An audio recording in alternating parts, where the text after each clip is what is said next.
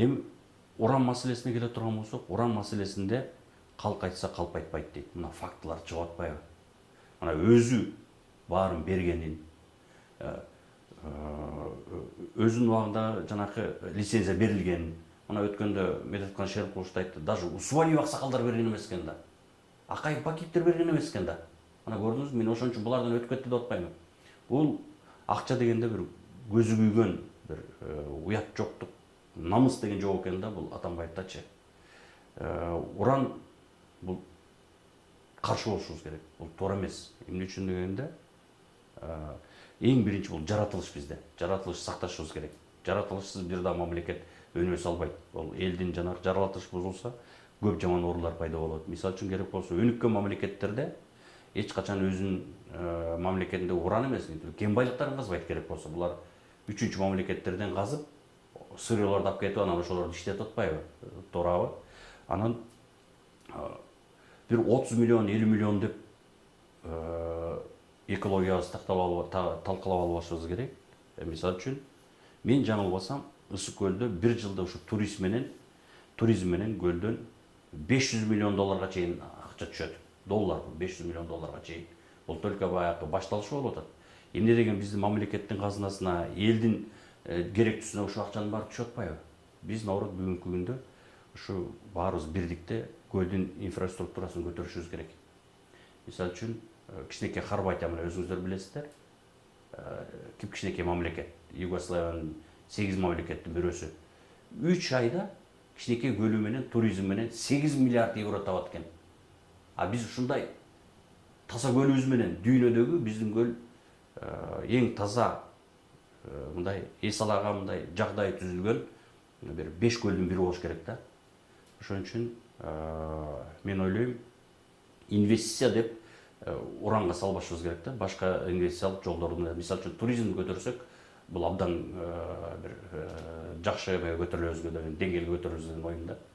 Мен Атамбаевге айтат элем да, кыргыз жакшы сөз бар да.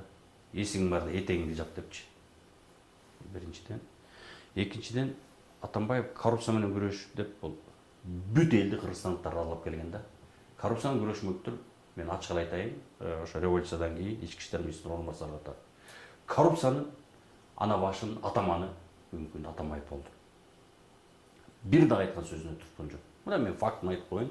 Сөз келгенде атасы сөзүн айтпасаң атасы өлөт деп. Ички иштер замминистри болуп 6 ай иштегенде, ошо Максим Бакиевтерден калган предприятиядан Агропрод корпорация деп 180 миллион сомду ошол убакта накталуу мамлекетке төктүрдүм. Ошол убакта курс менен 4,5 миллион доллар. 500 миң доллар мына пара мага берген албагам. Ошо ишти Атамбаев мени жап деп кыйнады да. Анан каяктагы коррупцияны көрүш айтып атат. Мына ошон үчүн мен ошону төктүргөн үчүн мен кызматтай кетирип атпайбы, бул биринчиден. Экинчиден, ачык айтайын, Сооронбай Шарипович шайлоого баратканда элдин астына айтты, Кыргызстанга барып. Мен коррупция менен күрөшөм деди. Эми чындыкты айталы да, бүгүнкү күндө аяксыз күрөш болуп атат да. Мисалы үчүн, баары СДП партиядан болгондо камалып отургандар. Сапар Исаков, жана башкасын баарыбыз ТЭЦ боюнча, жана музей боюнча, бүт бар боюнча, бирок өзүңүздөр мына эл жұрт көрүп атабыздар. Эгер анда Сооронбай Шарипович өзү коррупция менен бир жерге аралашкан болду, мындай камоолорду, мындай коррупция менен күрөшчүлөр жүрбөйт эле да. Туурабы? 25 жылда ачык айталычы. Бир сотко иш козголду, бир сот камалды беле? Жок да, мына бүгүнкү күндө Глейген Свердловский райондук сот төрагасы камалып отурат. Аны менен ошо мына шаардык 3 сот кошо өтүп атат. Жогорку соттун 4 судьясы өтүп атат. Мына жылыштар болду да. Мен так кес айтып коеюн, коррупция менен гана таза, өзү коррупцияга аралашпаган таза саясатчы гана көрүшөт. Бул экинчиден. Үчүнчүдөн, Атамбаев эмне үчүн бүгүнкү күндө жүрөгү чүп ар кандай провокацияга барып атат? Өзүнүн коррупциялык баягы балдары менен, өзү менен, командасы менен кылган коррупциялык иштер чыгып атпайбы? Ошолордун баары бет ачылып калат деп. Ошо өзүнө коррупциялык бүт баары көрсөтмө берип коет деп, ошондон жанталашып, бет ачылып калат деп, элди башка нукка буруп, ар кандай жанакы матраимдарды баштап, түндүк түштүк эмесин баштап эптеп бул өзүн жан сактап калайын деп атат. Бул элди ойлогон жок. Ачык айтыш керек. Ошондон коркуп атат. Биз кичинекей чакта ата энебиз, чоң ата чоң апаларыбыз айтчык. Жыланды өлтүргөндө куйругун башын жанчып өлтүрчүк. Эмне үчүн дегенде келип чагып алат депчи. Мына Атамбаев бүгүнкү күндө жылан. Бул любой убакта келип туруп чагып алышы мүмкүн да. Эми бул жөн киши президент болбойт да. Бул жалаң чабышта жүрүп келип президент болгондо бул тактика, стратегияларды билет да, чынын айтыш керек да. Бирок мында бүгүнкү күндө баягы арам акчалар толтура да, коррупциялык жолдор менен жаап алган. Ошол жерден пайдаланып кыргызстандыкты, кыргыз элин суранып кетет элем. Атамбаевдин провокациясына алдырбашыбыз керек. Бул биринчиден, экинчиден арам акчасына алданбашыбыз керек. Бүт бар булар арам акчалар да. Арам акча болгончо мына коррупция менен баары камалып отурушпайбы. Атамбаевга мен ачык айтып коеюн. Бул, конечно, бул дестабилизация кылганга аракет кылат. Бирок биз жол бербейбиз. Мен ачык айтып коеюн, жол бербейбиз. Керек болсо Атамбаев ошондой чыгам десе, элди биз топтоп барып туруп, жанагындай көчө булар бөлүп атпайбы, көрдүңүзбү? Нарындыктар андай мындай деп. Мына ушунча кылмыш жоонун тартыш керек Атамбаевдин жанагы айтып атканы. Ошон үчүн биз кыргызстандыктар бүт чогулуп барып туруп, кыргыз эли ошол жерде Атамбаевди ошол жерден бууп коюшубуз керек да. Кыңк этер болуп отур деп. Бирок мен жеке өзүм саясатчыга турай турган болсом, Атамбаевдин орду түрмөдө. Муну сөзсүз камашыбыз керек. Камабасак мамлекетибизге тынччылык болбойт. Жанагы сөзүмө улап, мына Акаевди дагы, Бакиевди да айтып келген. Үй бүлөнүн бир туугандары топто болду. Өзү жалаң сабатсыз, билими жок жан сакчыларын, шопурларын алып келип койду, секретаршаларын. Мына ошон үчүн мамлекет ушундай оор абалга түштү. Шопуруна уялбай туруп, эч билими жок шопуруна Манас орденин берди.